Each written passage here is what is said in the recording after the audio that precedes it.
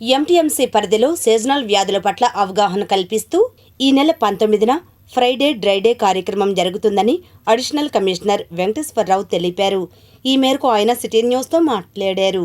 Commissioner గారి యొక్క సూచనతో మనకు సీజనల్ డిసీజెస్ పైన ఈరోజు హెల్త్ సెక్రటరీస్ మరియు శానిటేషన్ సెక్రటరీస్, శానిటరీ ఇన్స్పెక్టర్స్, మన తర్వాత ఇక్కడ ఉన్నటువంటి కమిషనర్స్ అంతా, అసిస్టెంట్ కమిషనర్ మరియు మా సెక్రటరీ గారు, హెల్త్ ఆఫీసర్ అందరం కలిసి ఒక సమావేశాన్ని ఏర్పాటు చేసుకున్నాం.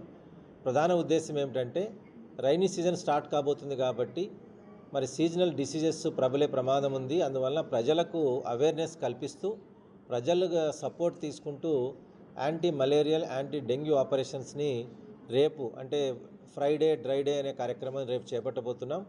దాన్ని ఉద్దేశించి చెప్పడమే కాకుండా దీర్ఘకాలికంగా మనం ఒక చక్కని ప్లాన్ చేసుకొని ఎక్కడ కూడా ఈ దోమకాటు వల్ల వ్యాధులకు గురి కాకుండా ప్రజలకి అప్రమత్తం చేస్తూ వాళ్ళకి అవేర్నెస్ ఇవ్వడమే కాకుండా మన వైపు నుంచి కావలసినటువంటి అన్ని రకాల జాగ్రత్తలు తీసుకుంటూ స్ప్రేయింగ్ చేయడము, అన్ని చోట్ల కూడా anti malarial, anti dengue operations చేయడము, తర్వాత ఎక్కడైతే నీరు నిల్వ ఉంటుందో అలాంటి చోట్ల ఆయిల్ బాల్స్ వేయడము, ఇవన్నీ చేయడమే కాకుండా ప్రజలకు కూడా దోమతెరలు వాడమని సూచిస్తున్నాము. ప్రజలందరికీ కూడా మా రిక్వెస్ట్ ఏమిటంటే దోమల వల్ల అనేక రకాల వ్యాధులు వస్తాయి కాబట్టి మీరు కూడా జాగ్రత్తగా ఉండండి.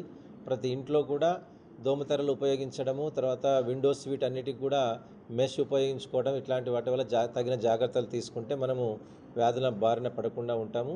దాంతోపాటుగా శానిటేషన్కి సంబంధించి వర్షాకాలం కాబట్టి డ్రైన్లు ఎక్కడ కూడా ఓవర్ఫ్లో అయ్యి రోడ్లపైకి రాకుండా, ఇళ్ళలోకి రాకుండా వాటిపైన జాగ్రత్తలు ఎలా తీసుకోవాలి ఏంటి అనేది కూడా మా శానిటేషన్ సిబ్బందితో డిస్కస్ చేసి అలాంటి ప్రాంతాలను గుర్తించి ముందస్తుగా ఇంజనీరింగ్ సెక్షన్ సపోర్ట్ తీసుకొని అక్కడ ఏం చర్యలు తీసుకోవాలి ఇలాంటివన్నీ కూడా డిస్కస్ చేస్తున్నాం. అందుకని ప్రజలు కూడా ఏమైనా సమస్య ఏర్పడినా వెంటనే కూడా మున్సిపల్ ఆఫీస్తో మీరు ఫోన్ చేసి మాకు సమాచారాన్ని చేరవేసిన, వర్షాకాలం చెట్లు విరిగిపడినా మా దగ్గర కావాల్సినటువంటి మెయిన్ మెటీరియల్తో మేము సిద్ధంగా ఉన్నాం. పవర్స్ ఉంటాయి, ట్రాఫిక్ ఇబ్బంది లేకుండా తొలగించడం, ఇట్లాంటివన్నీ కూడా మరి ఇవన్నీ డిజాస్టర్ మేనేజ్మెంట్ కింద మేము వెంటనే చర్యలు తీసుకుంటామని చెప్పేసి మీడియా ద్వారా తెలియజేస్తున్నాం.